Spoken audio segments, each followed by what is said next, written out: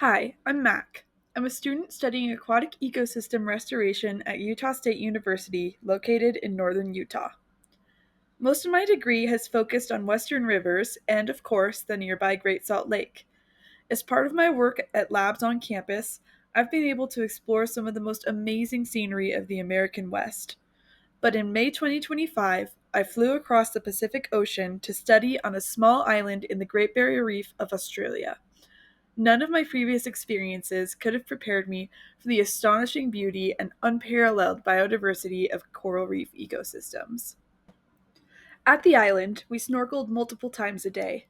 On every swim, we saw many species of sharks, rays, and sea turtles.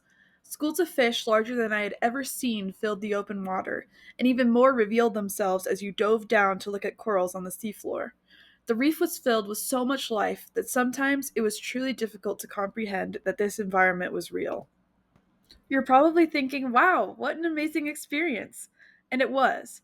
But my biggest takeaway from visiting this ecosystem is that the continued emission of carbon dioxide to the atmosphere is threatening so much more than I ever could have imagined.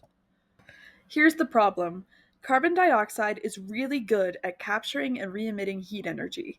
When carbon dioxide is released into the atmosphere, usually through the combustion of fossil fuels, it captures heat energy from the sun and re emits that heat, increasing temperature of nearby atmospheric molecules. Since the industrial era, humans have released so much carbon dioxide into the atmosphere by burning fossil fuels that the world's oceans are now experiencing a global increase in temperature. Ocean warming matters for coral reef ecosystems. Corals form interdependent relationships with zooxanthellae, a special kind of algae that lives inside corals and gives them their vibrant color.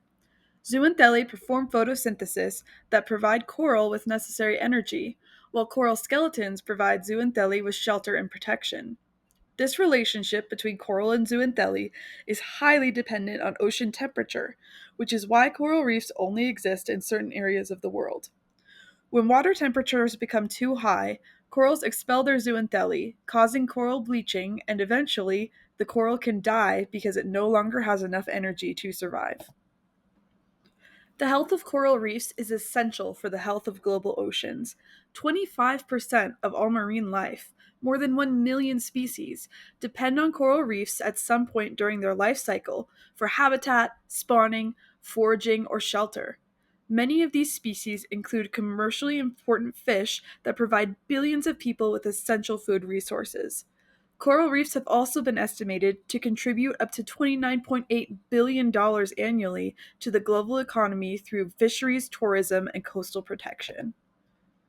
Corals form the basis of these important reef ecosystems. Without them, fish lack habitat, sharks and other predators lack sources of prey, and juvenile fish are unable to survive due to lack of shelter and food.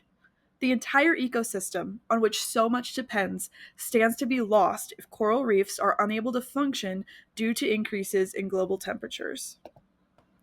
On my trip, I saw many patches of the reef that were already bleached. I realized that it didn't matter if Australia had the greatest protections in the world for the Great Barrier Reef.